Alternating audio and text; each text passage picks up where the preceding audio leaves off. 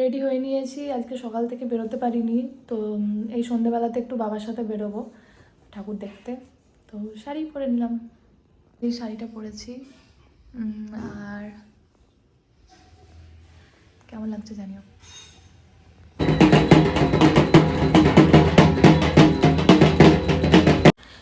আজকের ভিডিওতে তোমাদের সাথে আমি শেয়ার করব আমার শহর রামপুরহাট, সেখানকার মা সরস্বতীর মূর্তি এবং সেখানকার পুজো। এটা হলো আমার স্কুল, যেখানে আমি ক্লাস 5 থেকে 12 অবধি পড়াশোনা করেছি এবং অনেক স্মৃতি আছে। এখন সব বন্ধুবান্ধবরা সব বাইরে চলে গেছে, আমিও থাকি না, তো তাই সেভাবে এখন আর বেরোনো হয় না বা যাওয়া হয় না। তো বাবার সাথেই বেরিয়েছিলাম। আজকের ভিডিওতে আমি মোস্টলি ভয়েস ওভারই দেবো, কারণ চারিদিকে গান বাজছিল খুব। তো এখানে আশেপাশে যেগুলো আমি যাই সেগুলো তোমাদেরকে তুলে ধরবো, দেখাবো। এটা হলো আমাদের রামপুরহাট কলেজের পুজো। খুব ভালো করে এখানে পুজো হয় এবং বড় করে পুজো হয় এবং খুব সুন্দর সাজিয়েছিল। আমি তো দিনের বেলায় বেরোইনি, কিন্তু রাত্রেবেলাতে যখন বেরোই ওখানকার লাইটিং এবং ডেকোরেশন খুব সুন্দর হয়েছিল। এখানে কিছু ছবি তুলে নিচ্ছিলাম বাবার সাথে এবং চারিদিকটা ঘুরে দেখছিলাম, সাথে বাবাও কিছু ছবি তুলে দিল। তারপর ওখান থেকে বেরিয়ে রামপুরহাট হাই স্কুল, যেটা ছেলেদের স্কুল, সেখানে যাই। ওখানকার প্রত্যেক বছর মায়ের মূর্তি খুব সুন্দর হয়। এবং ওখান থেকে বেরিয়ে আমরা যাই বিদ্যাভবন, ওটাও ছেলেদেরই স্কুল। আর ওখানে খুব সুন্দর ওদের আর্ট গ্যালারি হয়েছিল এবং তোমাদের সামনে তুলে ধরছি।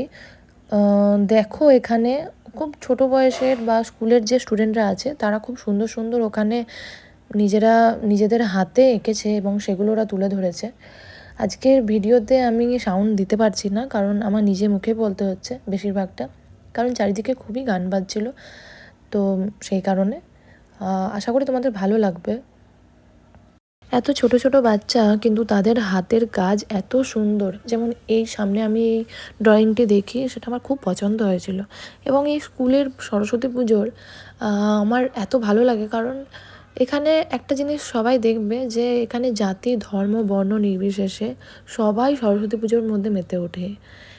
এবং আমাদের শহরে প্রত্যেক বছরই কোথাও না কোথাও আর্ট গ্যালারি হয় এবং দেখে বোঝা যায় যে এখানে কত গুণী শিল্পী আছে। প্রত্যেক বছরই এই স্কুলে সন্ধ্যাবেলাতে ভিড় হয়, কারণ এখানে অনুষ্ঠান হয়, সেই জন্য ভিড়টা বেশ ভালোই ছিল এখানে এবং খুব সুন্দরভাবে সাজানো হয়। তারপরে আমরা চলে যাই চালদনিপাড়াতে। কিছু ঠাকুর হয়েছিল এবছর, 3টে ঠাকুর আমরা ওখানে খুব সুন্দর সুন্দর দেখি।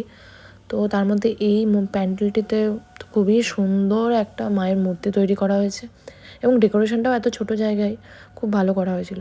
তারপরে আমরা এই লোকেশনে যাই, যেখানে এত কিউট মা সরস্বতী তৈরি করা হয়েছে এবং ডেকোরেশনটাও এত কিউট ছিল, তোমরা দেখো। কিন্তু মায়ের মূর্তিটা প্রথমে দেখবে, আমি তো তাকিয়েই ছিলাম অনেকক্ষণ ধরে। এই যে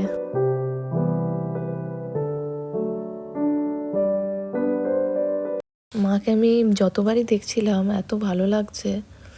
এবং ওর পরে আরেকটা প্যান্ডেল যায়, যেখানে এত লাইন পড়েছিল, এত ভিড় হয়েছে। তো আমি আর আমার বাবা আর ভিতরে যাইনি, বাইরে থেকেই দেখলাম। তারপর ওখান থেকে বেরিয়ে আমরা একটু পাপড়ি চাট খেতে যাই এবং তারপরে ওখান থেকে আমরা আরেক জায়গাতে, আমাদের টাউন হল আছে, এখানে কিছু নাচের অনুষ্ঠান হচ্ছিল।